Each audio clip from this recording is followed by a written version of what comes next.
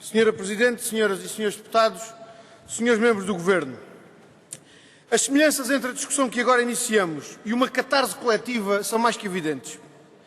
Na filosofia de Aristóteles, a catarse traduz o processo de purificação das emoções que se dá em resultado de um intenso drama vivido pelo herói da tragédia e exige dois elementos essenciais. Por um lado, é necessário que o herói em êxtase caia em desgraça. Por outro lado, exige que tal aconteça em resultado de uma opção errada, deliberadamente assumida por aquele protagonista. Se reconduzirmos o elemento espiritual daquela perspectiva filosófica à matéria concreta de que se faz o mundo, neste caso à matéria bem concreta do Código de Processo Penal, encontramos nesta discussão todos os elementos da catarse aristotélica. Quase 3 anos depois do êxtase governamental propagandeado aos 4 cantos do país a propósito da revisão do Código de Processo Penal, eis agora o Governo e a maioria do PS, caídos em desgraça, a constatarem o resultado das opções erradas que deliberadamente assumiram naquela mesma revisão. Mas é importante relembrar que na tragédia que foi aquela revisão do processo penal, o PS não esteve só. PSD e CDS, votando a favor e abstendo-se, respectivamente, contribuíram para que o herói caísse em desgraça. O problema, senhoras e senhores deputados e senhores membros do Governo, é que o drama desta catarse é vivido diariamente no nosso sistema de justiça pelos magistrados, advogados, órgãos de polícia criminal e funcionários judiciais que todos os dias têm que se confrontar com uma lei processual penal que não contribui para a celeridade de justiça nem para a eficácia do combate ao crime. Hoje que fazemos esta discussão procurando corrigir os erros cometidos em 2007, importa que tenhamos bem presente a memória do que foi essa revisão legislativa para que as decisões possam desta vez ser mais acertadas. E importa relembrar que precisamente no dia 20 de julho de 2007, a quando da votação final global da alteração ao Código de Processo Penal, o PCP evocou para plenário da Assembleia da República a discussão das alterações do segredo de justiça. Na altura, denunciámos o erro que essas alterações significavam e alertámos para os problemas que, infelizmente, as mesmas vieram a criar nos nossos tribunais e que tanta tinta fizeram já correr. Não temos no PCP nenhum poder especial de adivinhação, mas acabámos por cumprir o papel do coro que na tragédia grega alerta para o desfecho dramático da história. Tal como acontece com os heróis das tragédias gregas, também o PS não nos quis dar ouvidos e por isso aqui estamos hoje a tentar recuperar o tempo perdido. As propostas que o PCP apresenta hoje à discussão visam, no essencial, 2 objetivos centrais. Por um lado, apresentamos no projeto de lei 38/11 medidas que visam a defesa da investigação e a eficácia do combate ao crime. Nesta iniciativa, propomos alterações ao regime do segredo de justiça, às regras relativas aos prazos de duração máxima dos inquéritos e à detenção fora de flagrante delito, bem como à aplicação da prisão preventiva. No essencial, estas propostas visam garantir a defesa da investigação criminal e a eficácia da ação penal, assumindo que o sistema processual penal deve estar, de facto, ao serviço da investigação criminal e não centrado em questões que, apesar de relevantes, são questões secundárias. A defesa do bom nome dos suspeitos ou dos arguidos, por muito que deva ser uma preocupação a considerar pelo sistema de justiça, não pode ser transformada no objetivo central do regime de segredo de justiça. O segredo de justiça deve visar, sim, a eficácia da investigação criminal e, por isso, se deve recuperar o princípio do segredo do processo nas fases de inquérito e instrução. Pela mesma razão, devem ser alteradas as regras relativas aos prazos máximos de duração do inquérito. A celeridade na administração da justiça não se pode tornar um objetivo a atingir a todo o custo, particularmente se desconsidera a complexidade da criminalidade mais grave e organizada e vota ao insucesso a ação das autoridades que lhe procuram dar combate. Quanto à alteração das regras de aplicação da prisão preventiva e da detenção fora de flagrante delito, as propostas que apresentamos procuram responder às dificuldades com que hoje as autoridades judiciárias se confrontam na sujeição dos agentes do crime à justiça. Dificuldades essas que geram algum sentimento de impunidade e de ineficácia da justiça.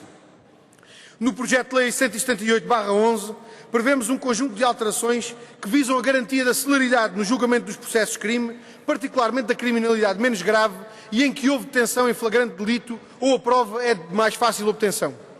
Estamos em crer que as alterações que propomos às formas de processos especiais, sumário, abreviado e sumaríssimo, permitirão a sua utilização de forma generalizada nos tribunais portugueses, criando condições para o julgamento rápido da criminalidade de menor gravidade, libertando os próprios magistrados para tarefas de maior complexidade ou que exijam maior disponibilidade.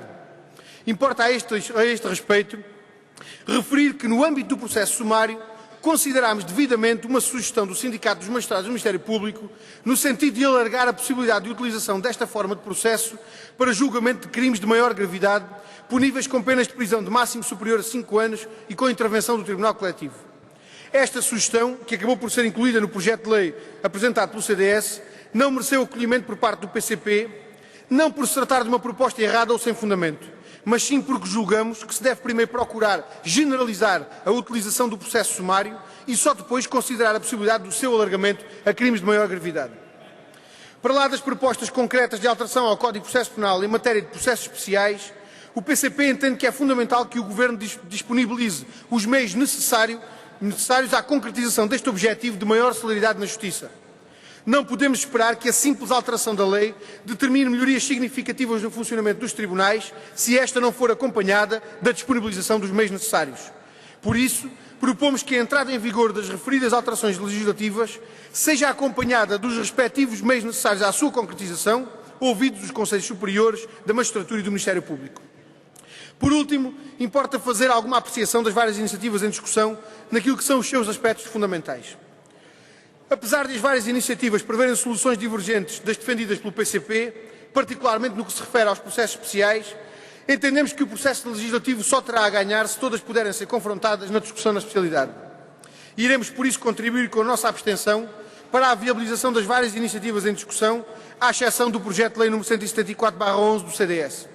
Tendo em conta que esta iniciativa prevê medidas que dificultam o acesso à liberdade condicional, com as quais não estivemos de acordo em discussões anteriores, votaremos contra o referido projeto de lei. Quanto à proposta de lei do Governo, é de lamentar que este tenha identificado alguns dos problemas centrais das alterações introduzidas em 2007, mas teme em não efetuar as correções necessárias. Com esta proposta de lei, o Governo insiste teimosamente na manutenção das normas que têm sido fonte de problemas, procurando minimizar os seus danos, introduzindo alterações a outras normas que certamente criarão novas dificuldades. Vejam-se, a título de exemplo, as alterações propostas pelo Governo ao artigo 1º do Código de Processo Penal. Estas alterações apenas se justificam porque o Governo teima em manter a regra de aplicação da prisão preventiva apenas a crimes puníveis com pena de prisão superior a 5 anos e vão certamente conduzir a novas dificuldades, particularmente quanto à aferição da sua constitucionalidade. No que se refere ao segredo de justiça, o problema é ainda mais profundo. A comissão nomeada pelo Governo para preparar esta proposta de lei apontou duas soluções para o segredo de justiça. Uma mantendo a regra da publicidade do processo e outra recuperando a regra do segredo. Das duas soluções, a segunda, portanto, a recuperação da regra do segredo, recolheu a preferência da maioria dos membros desta comissão. Ora, perante isto, o que fez o Governo? Escolheu precisamente a solução que menos apoio recolheu na comissão por si nomeada. A este respeito, aliás, apenas o projeto de lei do PCP apresentado há mais de 4 meses, antes mesmo de estar constituída a referida comissão, aponta no sentido que veio a ser reconhecido como o mais correto. Sr. Presidente, senhoras e senhores deputados, senhores membros do Governo, agora que se inicia um novo processo de alteração ao Código de Processo Penal, esperamos que se reúnam as condições necessárias para que essas alterações possam ser devidamente discutidas e preparadas, considerando opiniões e pareceres de todos quantos possam contribuir para o seu sucesso, particularmente daqueles que todos os dias nos tribunais aplicam essas regras. Temos igualmente a expectativa de que com este processo legislativo se possam eliminar regimes paralelos ao do Código de Processo Penal, como o que foi introduzido na Lei das Armas, que não só não resolveram os problemas das alterações de 2007, como ainda criaram novas dificuldades e obstáculos aos tribunais. Da parte do PCP, contribuiremos de forma séria e empenhada para que desta catarse que agora fazemos possa resultar um processo legislativo que evite a continuação da tragédia grega em que o Governo enredou o combate ao crime em Portugal. Disse.